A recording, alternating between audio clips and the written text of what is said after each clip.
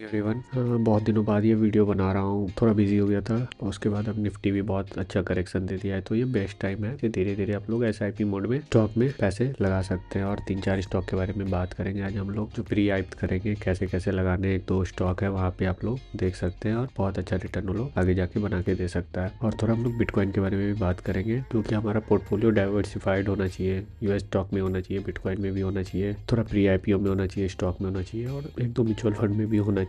तो आइए हम लोग शुरू करते हैं और देखते हैं निफ्टी कहाँ तक जा सकता है और किन किन स्टॉक में और पैसे लगा सकते हैं। पहले हम लोग निफ्टी का एनालाइज कर लेते हैं, निफ्टी कहाँ तक जा सकता है आगे। ट्रेडिंग व्यू पे यहाँ से ही दिखता है निफ्टी है। निफ्टी को डेली कर देंगे। डेली में पूरा बियरिश लग रहा है कि मार्केट और लोअर लो फॉर्मेशन कर रहा है। देखिए यहाँ पे क्या फॉर्मेशन बना रहा है, पहले नीचे आया, फिर थोड़ा ऊपर, फिर नीचे।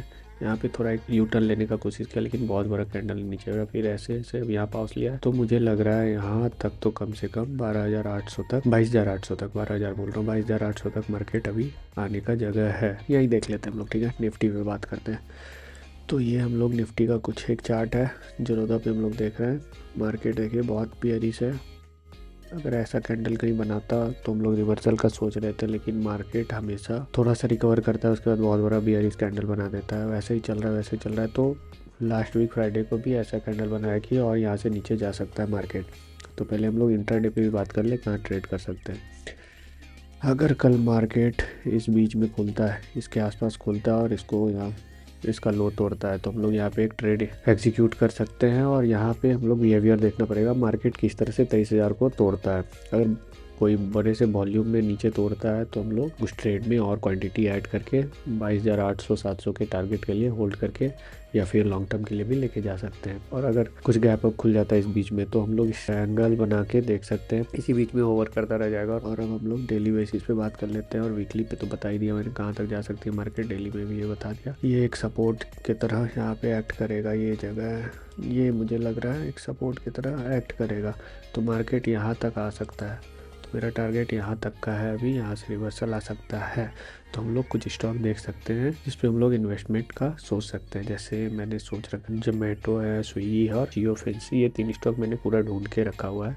इन तीनों में आप लोग इन्वेस्टमेंट का प्लान कर सकते हो। जोमेटो भी बहुत अपने हाई से लो टूट चुका है, क्योंकि इसने अपना क्वार्टरली रिजल्ट अभी थोड़ा स्क्रीनर पे मैं आपको आप लोगों को समझा देता हूँ हुआ क्या है जोमेटो के साथ। तो देखिए ये अपना क्वार्टरली रिजल्ट जो दिया है इस बार थोड़ा कम दिया है।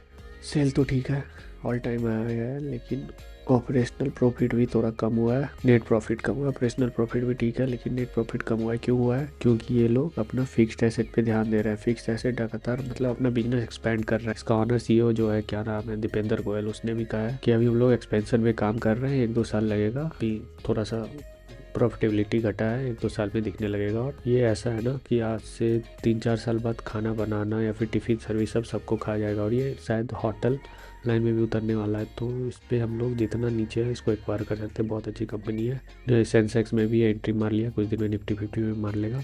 बहुत अच्छा स्टॉक है।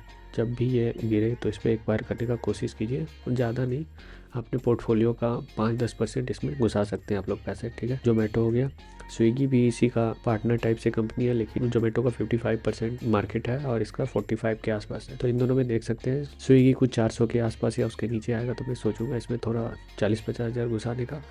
और जियो फाइनेंस, ये 3 कंपनी में मैं पैसे अभी लगा रहा हूँ। जियो फाइनेंस में 240 पे मेरा एवरेज है, तो ये 240 के नीचे जैसे आते जाएगा मैं थोड़ा थोड़ा इसमें क्वांटिटी SIP के थ्रू डालता जाऊँगा। 200 के आसपास आ गया तो मैं अच्छा खासा इसमें 50-60 हज़ार और घुसा दूंगा। ये 3 स्टॉक हो गया, आप लोग देख सकते हैं। तीनों का फंडामेंटल बहुत सही है। जियो फाइनेंस भी अभी ब्लैक रॉक के साथ पार्टनरशिप किया है, वो लोग म्यूचुअल फंड के फील्ड में भी कूदने वाले हैं, और ये कुछ दिनों में प्रॉफिटेबल कंपनी हो जाएगी। अभी इसका कुछ काम नहीं है, बस ये हाइप बनाया हुआ जियो का। और पता है ना जियो का मालिक कौन है?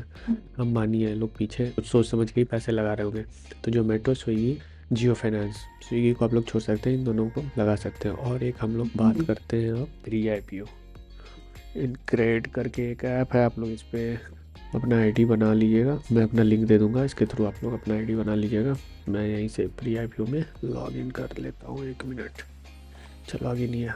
चलो यहाँ पे हम लोग इन्वेस्ट करने का सोच रहे हैं ओयो में, ठीक है। सब सोच रहे प्रॉफिटेबल नहीं है, ये नहीं है, वो नहीं है, लेकिन बहुत अच्छी कंपनी है। मिनिमम इन्वेस्टमेंट 55-56 हज़ार के आसपास है, प्रॉफिटेबल में बदल रही है ये देखो इसका फाइनेंस देखो, ये देखो अब प्रॉफिट में आ गया 70,000 करोड़ और प्रॉफिट बिफोर टैक्स इतना, प्रॉफिट आफ्टर टैक्स इतना। तो ये प्रॉफिटेबल कंपनी अब बन रही है, बहुत दिनों बाद पहली बार प्रॉफिटेबल कंपनी बनी है। तो आप लोग इस पर भी ध्यान दे सकते हो क्या इसमें इन्वेस्ट करना ही है।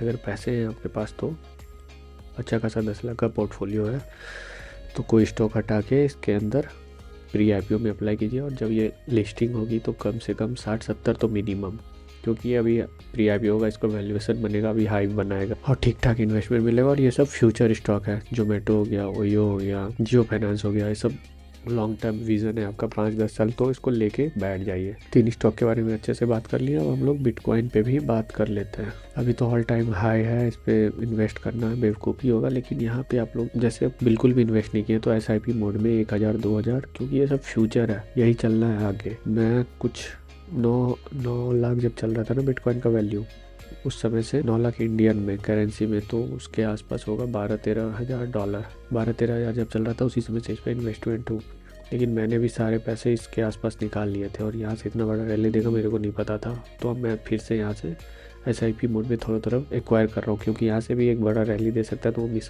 करना नहीं चाहता और धीरे धीरे नीचे आएगा तो मैं उसको एवरेज आउट करते करते करते एक्वायर करता जाऊँगा। तो बिटकॉइन पे भी एक इन्वेस्टमेंट कर सकते हैं आप लोग, ज़्यादा नहीं, 3-4% अपना पोर्टफोलियो का लगा सकते हैं। पैसे बनाने से मतलब है और थोड़ा रिस्क लेना पड़ेगा, इधर उधर डाइवर्सिफाइड पोर्टफोलियो बनाना पड़ेगा। बाकी मेरा मेटा में इन्वेस्टमेंट है, टेस्ला में इन्वेस्टमेंट है, ये स्नोफ्लेक करके इसमें भी देख सकते हैं, $172 के आसपास ही एवरेज है, तो आप लोग इसको भी देख सकते हैं। और ये कॉइन बेस में भी मेरा इन्वेस्टमेंट है, 3-4 जगह US में भी मैं अच्छे खासे पैसे लगा के रखा हूँ।